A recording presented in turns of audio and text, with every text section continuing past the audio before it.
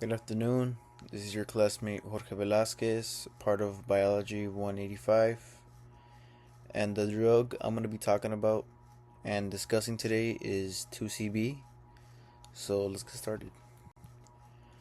Also known as 4-bromo 2,5-dimethoxyphenethylamine, is a synthetic illicit hallucinogenic drug which falls under the whatever class that is.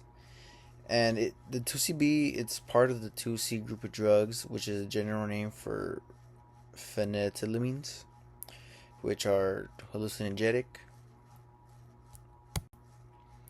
Now, the effects of the drug. So, just like other drugs that get you high, they affect all the senses, including the visual, auditory, and tactile. This drug alters a person's thinking. They can't really make decisions for themselves when they're under the influence. They really lose their sense of time, which is, part of the the visual and auditory. It also affects their emotions, obviously, when they're under the influence. They don't act like themselves.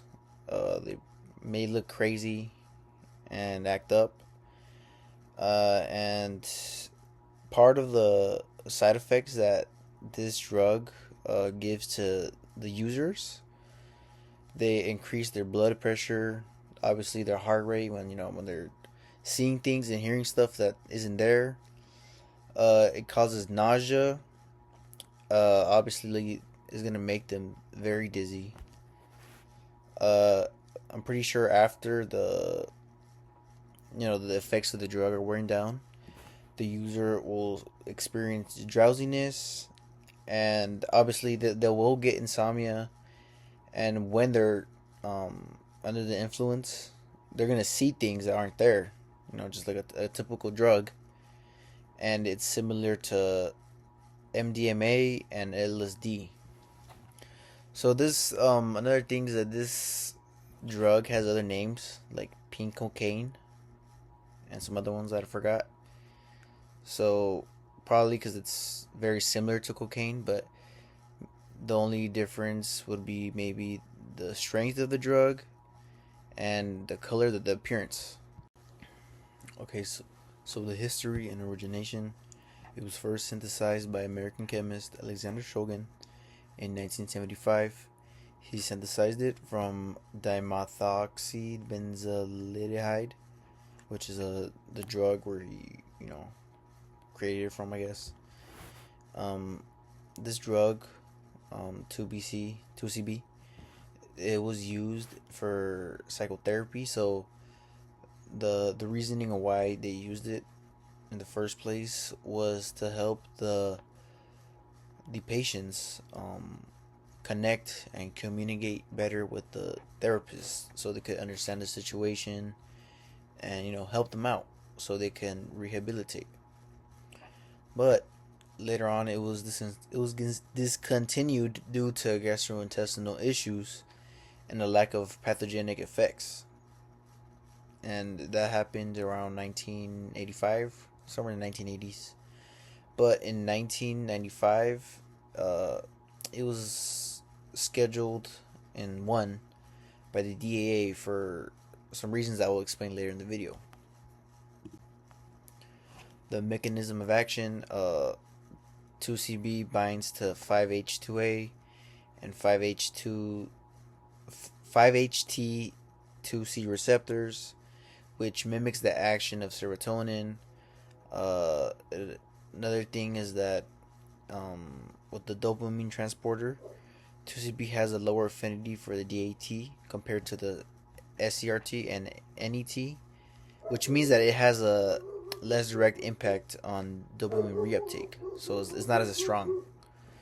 2CB doesn't fully activate the receptors, which leads to a partial agonist effect.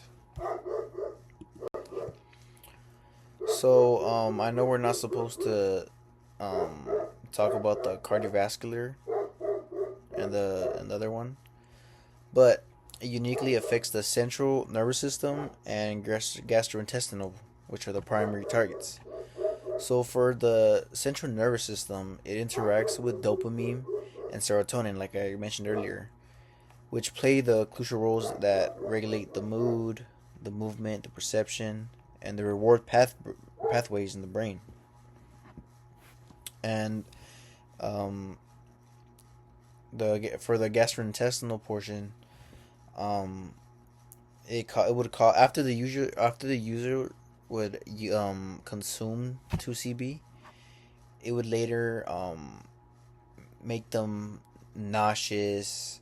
It would make them vomit, cause diarrhea and gas, create stomach cramps, and secretion, which isn't good.